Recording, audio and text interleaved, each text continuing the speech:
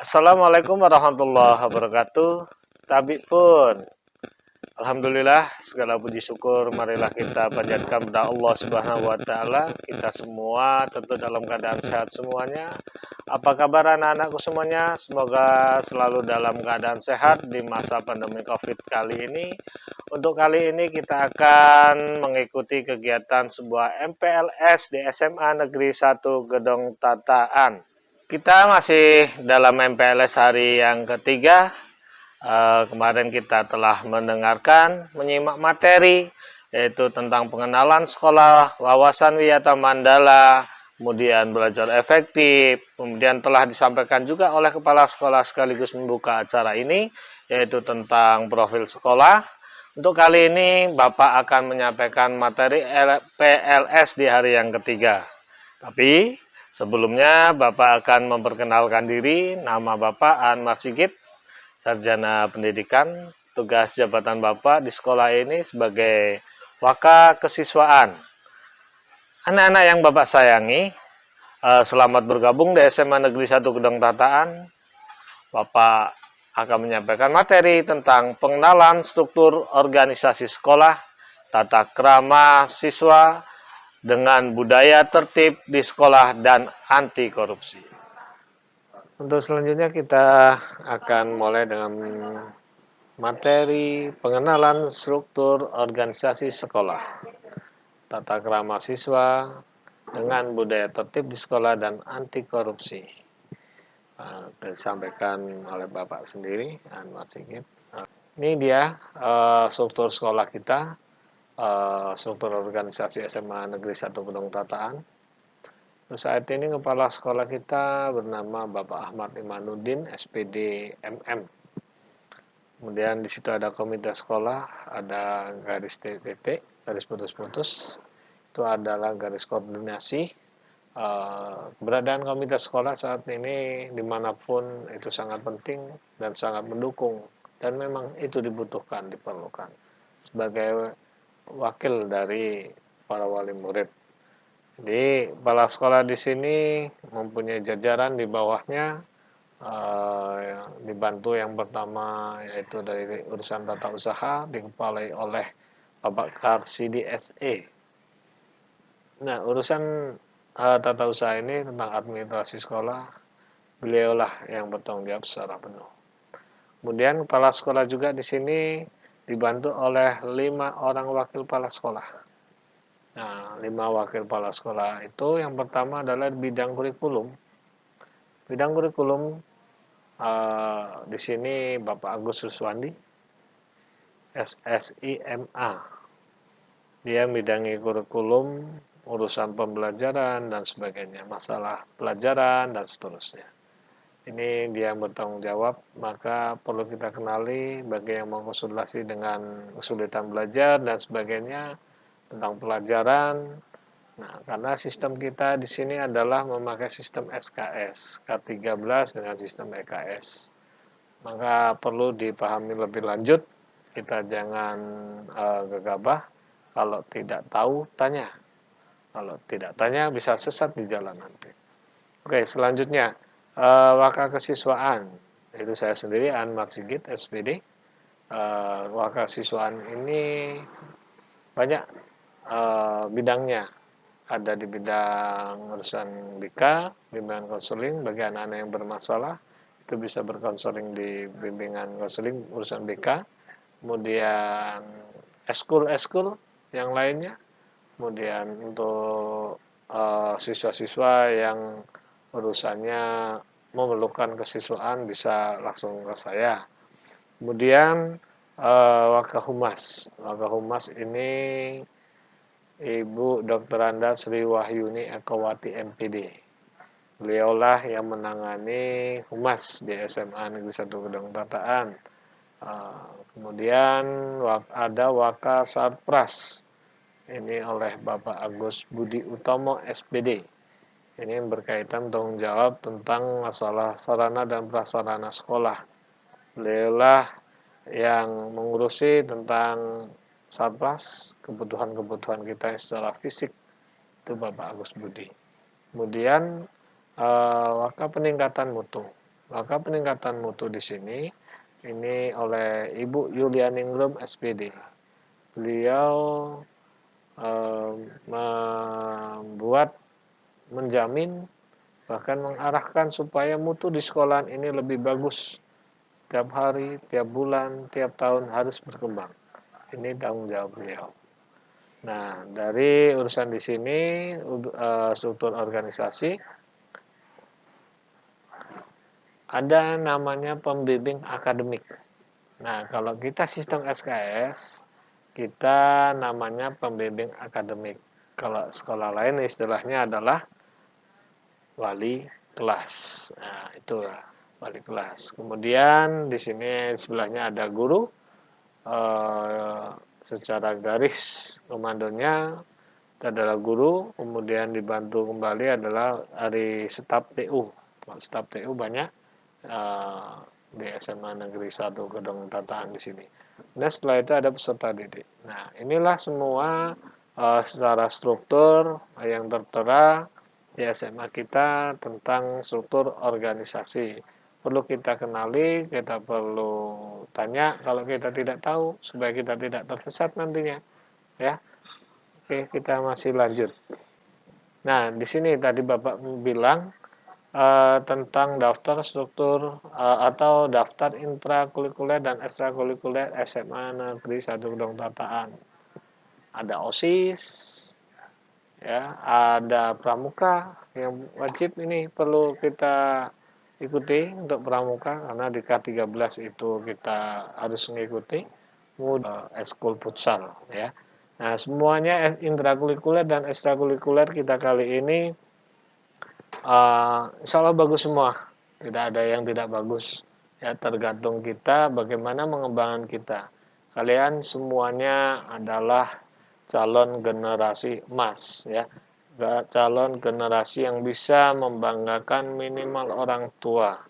Nah, kita harus tunjukkan tuh kepada orang tua bagaimana kita. Nah, kalau kita hanya sekedar sekolah-sekolah saja, ya, pengalaman jelas kurang. Ya, school inilah untuk pengembangan potensi diri kita. Oke, kita lanjut ke materi selanjutnya. Ini ya, mengenal tata krama. Oke, mengenal tata krama. Tata krama atau adat sopan santun atau sering disebut dengan etiket telah menjadi bagian dalam hidup.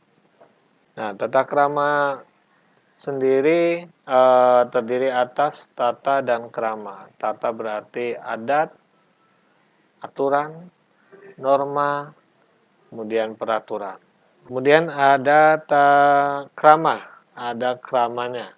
Berarti sopan santun, kelakuan, tindakan, perbuatan. Tata krama berarti adat sopan santun, kebiasaan sopan dan santun. Oke ya. Nah, tata krama pergaulan komunikasi sebagai sifat alami manusia. Untuk menghubungkan, untuk supaya kita komunikasi dan tata krama pergaulan ini, ada beberapa kunci pokok yang perlu dicamkan dalam masalah komunikasi.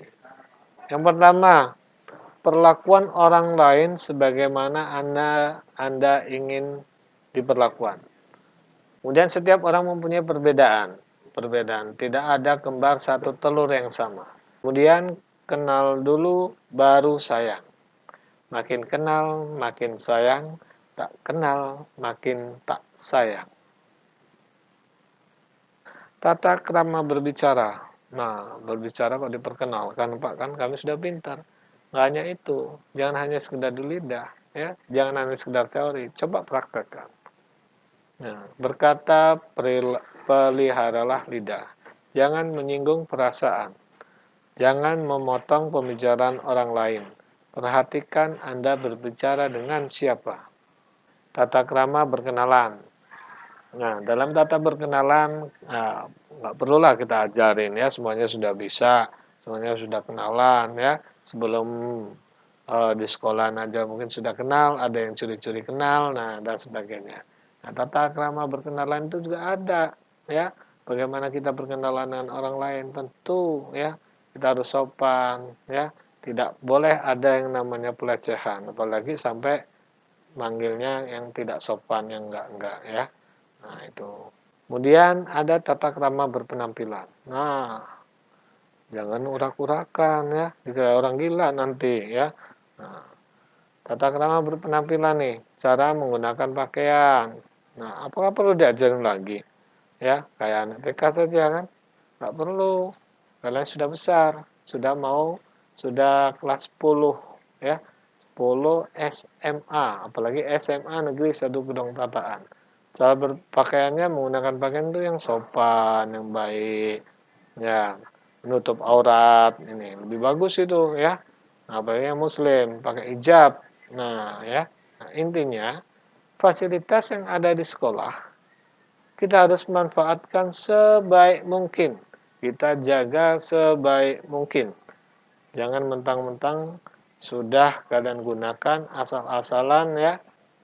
Nah, terdapat 9 pilar karakter yang berasal dari nilai-nilai luhur universal. Yang pertama, karakter cinta Tuhan dan segenap ciptaannya. Kemudian yang kedua, kemandirian dan tanggung jawab. Jujur, amanah, kita diplomatis, hormat dan santun, kemudian dermawan, suka tolong menolong dan gotong royong atau kerjasama, percaya diri dan pekerja keras, kepemimpinan dan keadilan, baik dan rendah hati, dan karakter toleransi, kedamaian dan kesatuan. Nah, di sini kita akan bertemu dengan tata tertib sekolah. Oke, di sini ya kita tentang tata tertib sekolah tadi Bapak sudah di awal sudah singgung. Nah, kewajiban kita ini ada banyak kewajiban di sekolah. Mohon untuk bisa dicermati.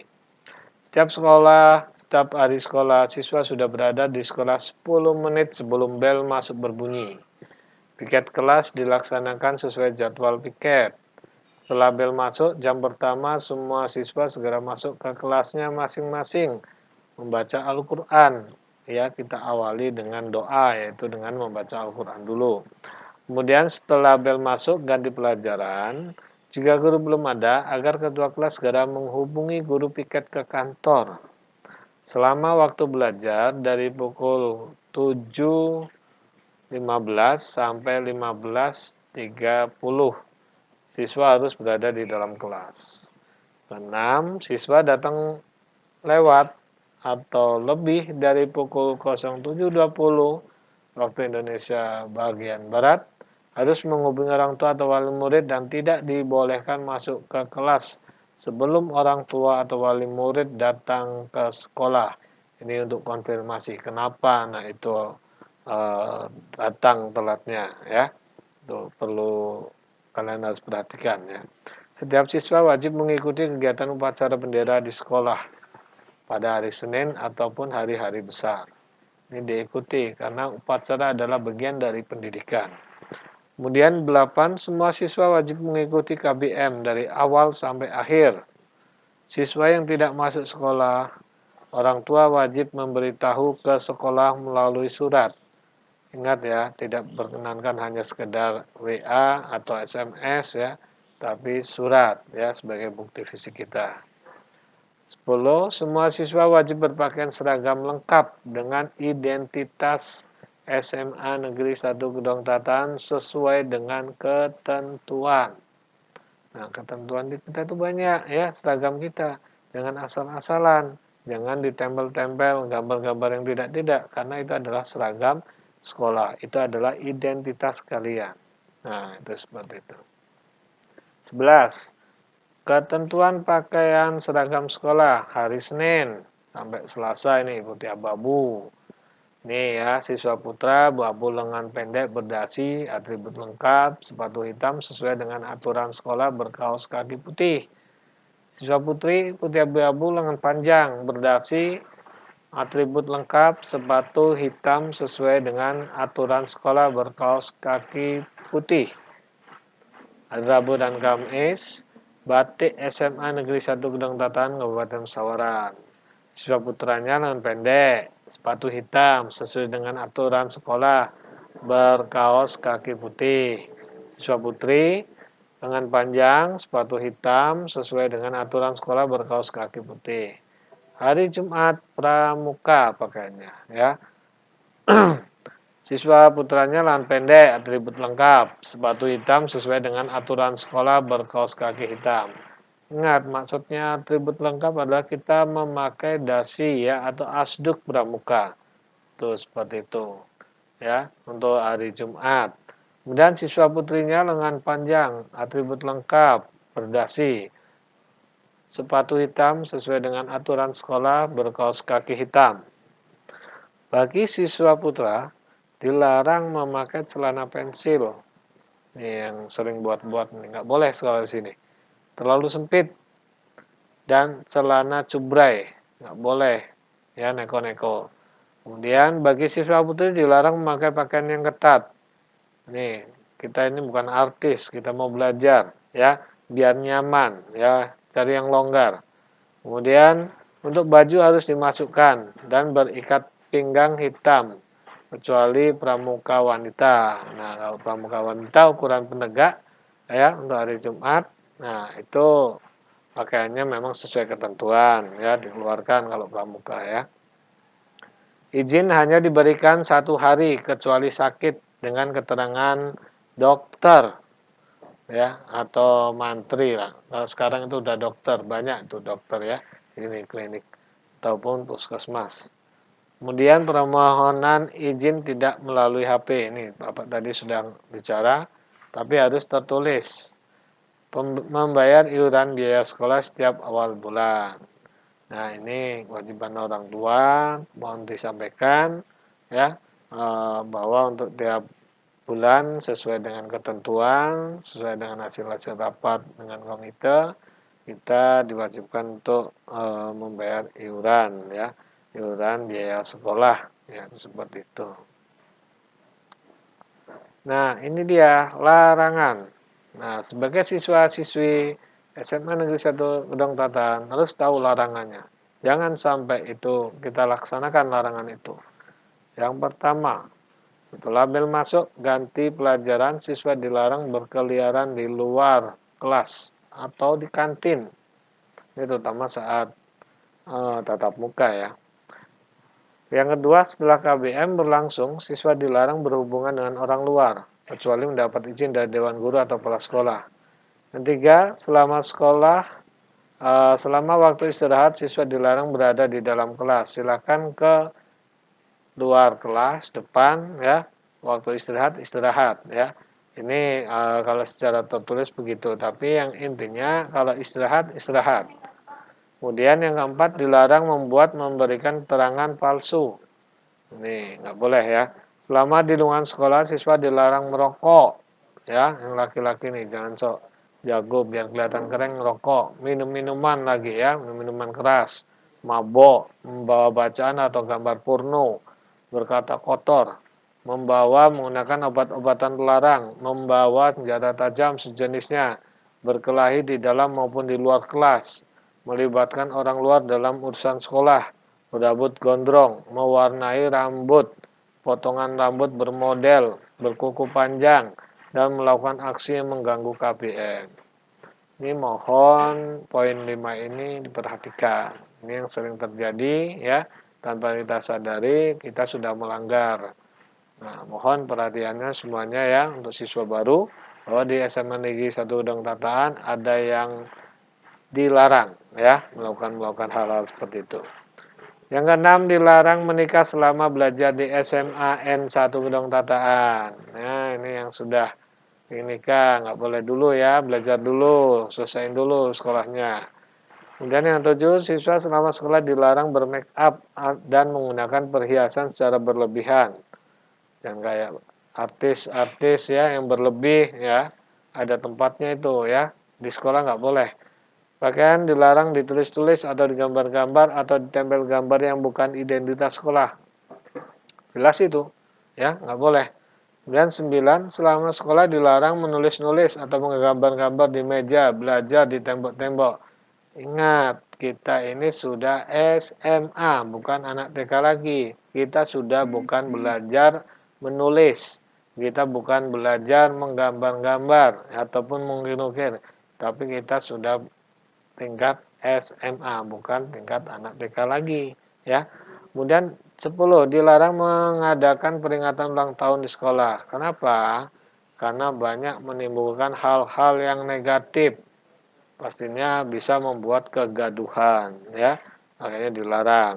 Dilarang mengambil merusak barang-barang milik teman atau sekolah. Itu jelas. Kita harus menjaga fasilitas sekolah dan kita harus menjaga ya barang-barang milik teman itu kalau memang bukan punya kita, ya jangan kita ambil ya. Walaupun itu ketinggalan kita nemu, itu laporkan saja ya ke depan ke ruang TU ataupun ruang guru, ke guru piket. Dilarang mengaktifkan HP pada saat KBM berlangsung kecuali diizinkan oleh guru. Oke. Nah, siswa dilarang menyalahgunakan media sosial. Itu ya. Dilarang menyalahkan media sosial apalagi yang bermedsos yang enggak itu. Wah, sekarang sudah ada hukumnya itu ya. Itu seperti itu. Nah, sanksi. Nih, sanksinya ada 6 nih. Bagi siswa yang melanggar akan diberi sanksi poin pelanggaran sesuai ketentuan di buku poin pelanggaran dan dilakukan pemanggilan orang tua. Sekolah kita ada buku poinnya loh, ya. Nanti akan dibagi kalau sudah masuk. Siswa yang terlambat akan diberi sanksi pedagogis sesuai dengan ketentuan sekolah dan menghubungi orang tua agar datang sekolah. Jelas. Apabila orang tua atau wali belum hadir sampai batas waktu yang ditentukan, anak belum diperbolehkan masuk kelas dan dipulangkan dengan diberi surat panggilan orang tua. Tuh ya, diperhatikan. Orang tua atau wali yang dipanggil mulai surat panggilan apabila belum dapat hadir memenuhi panggilan tersebut, maka anaknya belum diizinkan mengikuti pelajaran. Jika orang tua berhalangan hadir, wali yang hadir harus membawa surat kuasa dari orang tua. Minimal ada komunikasi dengan orang tua akan mewakilkan. Tapi kalau urusannya memang harus hadir orang tua, ya dimohon untuk bisa menghadirkan orang tua. Oke. Kemudian yang keenam, apabila pelanggaran yang dibuat oleh siswa sudah mencapai poin maksimal, ada di buku poin, anak tersebut dikembalikan pada orang tua. Karena sekolah tidak mampu lagi membina anak tersebut. Ya, makanya kita hargai jerih payah orang tua untuk menyekolah kita, menyalahkan kita ya, kalian semuanya anak-anak. Kita hargai itu ya jerih payah orang tua ya dengan cara kita sekolah yang baik. Nah, selanjutnya catatan. 1. Menjaga barang milik pribadi. 2. Apabila terjadi kehilangan baik uang maupun barang, tidak menuntut ganti rugi kepada pihak sekolah. Mohon semua barang-barang fasilitas itu dijaga masing-masing. Uang, handphone ya. Nah, tetapi kalau perhiasan-perhiasan yang lain itu tidak boleh ya dipakai ya. Nah, itu ya. Seperti itu. Nah, tadi di tatip sudah ada tentang bagaimana seragam. Ini bagi yang bingung ya. Contoh seragam sekolah kita itu hari Senin, Selasa, putih abu-abu. Ini di contoh ini sudah ada ya. Ada bednya, nama ya nanti. Kalau bed nama, kemudian bed lokasi itu nanti dibuatkan sekolah biar serempak ya. Kemudian nih terutama yang perempuan nih, yang muslim ya berjilbab, yang non muslim menyesuaikan tetapi tetap menggunakan lengan panjang, androknya juga panjang. Ya, jenis androknya ukurannya span ya, hanya depan seperti belahan depan aja, tidak boleh yang wiru-wiru ya. Nah, pokoknya yang rame itu nggak boleh. Oke, bisa dipahami ya, bisa dilihat. Ini contoh seragam sekolah kita Senin dan Selasa. Oke. Nah, ini seragam pramuka sesuai dengan peraturan keputusan kuartir nasional. SMA adalah seragam untuk penegak karena usia SMA adalah untuk usia penegak. Ini yang laki-laki seragamnya ya, mau yang lengan pendek ataupun lengan panjang, tapi diusahakan untuk semua lengan pendek untuk harian ya. Lengan pendek berdasi, asduk. Kemudian yang perempuan, ini yang pakai hijab atau berjilbab, ini sudah ada contohnya Ya, kalau mau dikeluarkan begitu, kalau mau dimasukkan jilbabnya begitu, ya yang muslim. Ya, kalau yang non muslim atau yang biasa tidak berjilbab, diusahakan semuanya lengan panjang dan endrok panjang ya, supaya kita seragam saja ya. Jadi kalau untuk jilbab, memakai dasi yang berjilbab, dasi atau asduknya itu di luar. Ini untuk contoh dari Kuarnas Pramuka ya, untuk seragam pada hari Jumat Pramuka. Contoh sepatu. Untuk contoh sepatu, untuk sepatu kita kali ini supaya tidak macam-macam nih, Bapak khususkan untuk hadirkan nih.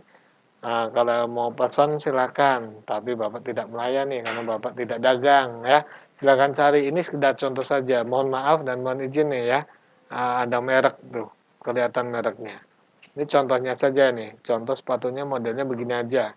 Nggak boleh yang mahal-mahal sampai ratusan ribu, nggak boleh ya. Ini kemungkinan besar itu di bawah 100.000. Kemungkinan besar ya. Yang penting bisa semuanya harus kompak sama, nggak boleh yang lain-lain. Kalau ada yang beda, ya nanti suruh ganti nanti ya. Itu seperti itu. Nah, oke, selanjutnya tentang tata krama ini selesai. Kita ganti ke anti korupsi. Apa yang Anda bayangkan tentang anti korupsi? Nah, sebagai pelajar, ya, sebagai pelajar kita harus tahu apa sih itu korupsi. Nah, rugi apa enggak orang yang dikorupsi, menyakitkan apa enggak yang korupsi. Tetapi sebagai pelajar, kita nggak usah berbicara lebih jauh tentang bagaimana menkorupsi uang. Bukan itu. Ya. Bagaimana sekarang kita belajar menanamkan nilai-nilai anti korupsi supaya kita sukses ya ke depannya. Lulus di SMA ini dengan prestasi ya, anak-anak yang cerdas, kemudian dapat pekerjaan yang baik, kemudian jadi seorang pejabat, seorang pimpinan. Tentunya jangan sampai kita korupsi. Bahaya itu ya. Tapi kalau kita punya dasar-dasar yang bagus, mudah-mudahan korupsi itu jauh-jauh dari diri kita ya.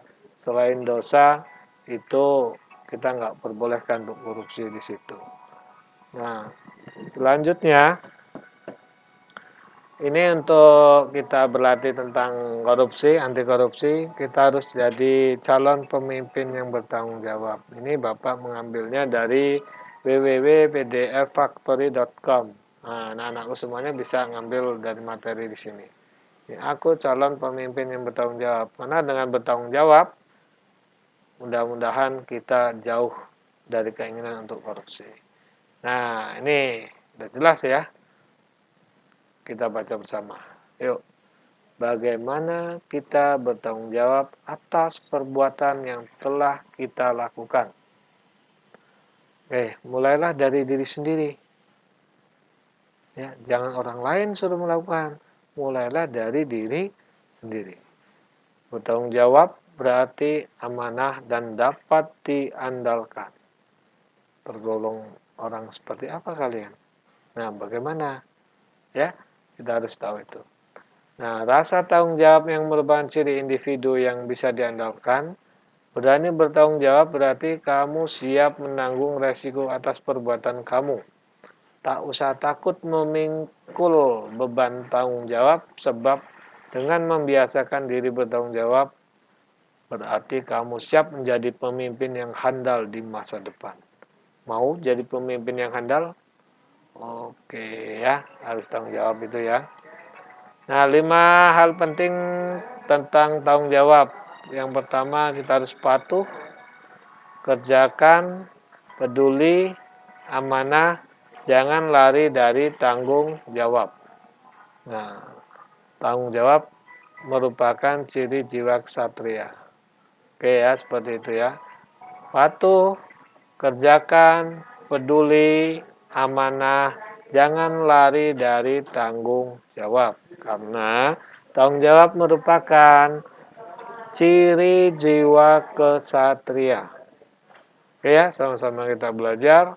Ya, kalau kita nggak mau mencoba untuk bertanggung jawab dengan apa yang kita lakukan, itu susah ya. Kita akan menjadi orang yang sukses, susah dipercaya oleh orang lain ya. Mudah-mudahan kalau kita bisa bertanggung jawab, mudah-mudahan insyaallah rezeki akan kita dilancarkan, segala urusan dipermudah ya. Makanya kita harus bertanggung jawab, nggak usah takut ya tentang apa yang kita telah lakukan, yang penting mau tanggung jawab. Insyaallah ada jalan keluar yang lebih baik. Nah, sesi yang kedua tentang anti korupsi, aku calon pemimpin yang disiplin. Siap? Siap tidak? Harus siap itu. Karena kalian semuanya adalah calon-calon pemimpin. Selain bertanggung jawab, harus disiplin. Nah, karena disiplin adalah kunci keberhasilan. Konsisten, perencanaan, tepat waktu, komitmen. Ada prioritas, ada tujuan, tekun, taat, fokus. Konsisten, perencanaan, tepat waktu, komitmen. Bapak ulangi ya. Kita semuanya harus berkonsisten, mempunyai rencana, tepat waktu, dan komitmen. Ada prioritas, ada tujuan, tekun, taat, dan fokus. Ya, itu seperti itu. Nah, semuanya itu kita harus disiplin. Nah, yang ketiga nih, aku harus, nah ya, aku calon pemimpin yang jujur.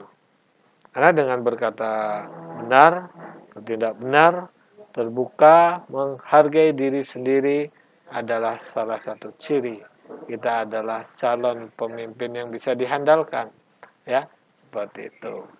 Nah, karena pepatah mengatakan juga kejujuran ibarat naik sepeda tuh.